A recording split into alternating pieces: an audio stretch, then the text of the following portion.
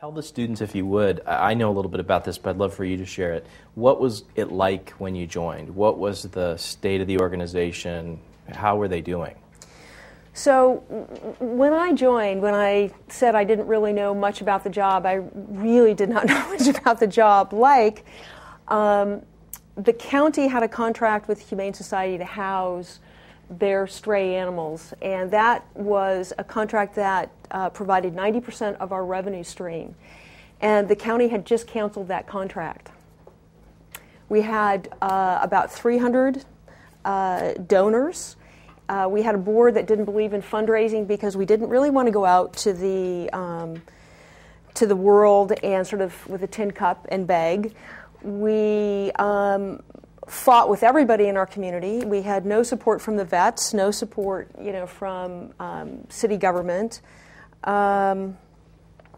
We had employees that were dealing drugs on site. We had employees that were sending animals, selling animals to bunchers. The bunchers are people who collect animals and take them out for use in labs, rather unscrupulous labs. So it was a bit of a cesspool when I first started.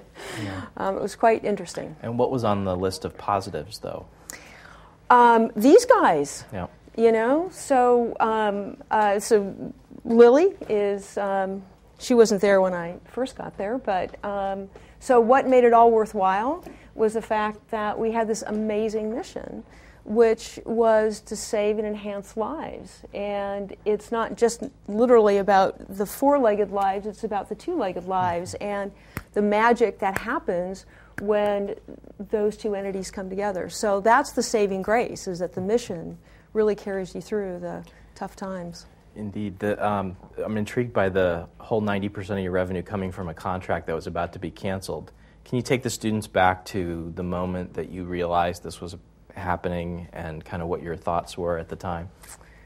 Well, I probably can't exactly tell you my thoughts because you don't want it on tape. A lot of four-letter words there. It was like, my God.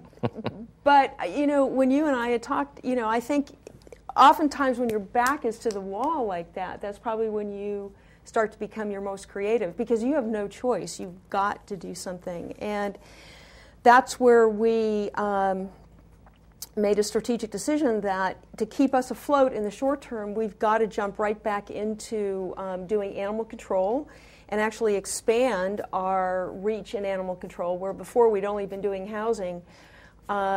We really need to, be going out and bidding on, contracts for also having the officers on the streets, as well as just doing the housing. So it took us about 6 months, but went out and were able to garner contracts from 9 different cities for animal control and housing, and that kept us afloat until we could kind of sort ourselves out. What were some of the other strategic changes that you had to make? That's a big one. What were some of the others that you faced at the time? Pretty much a complete turnover in management. My predecessor was one who had a lot of personal problems, so the organization had sort of been left to go its own way in a variety of different ways. And oftentimes organizations attract the wrong people in those cases, so had to make a complete management change because there was so much distrust for our organization with the community. That also elicited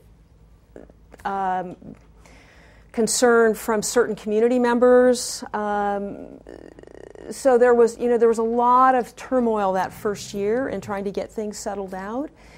People make all the difference in the world. If you can get the right people within the organization, sharing a common goal and a common mission, it's amazing what you can do, and that made all the difference.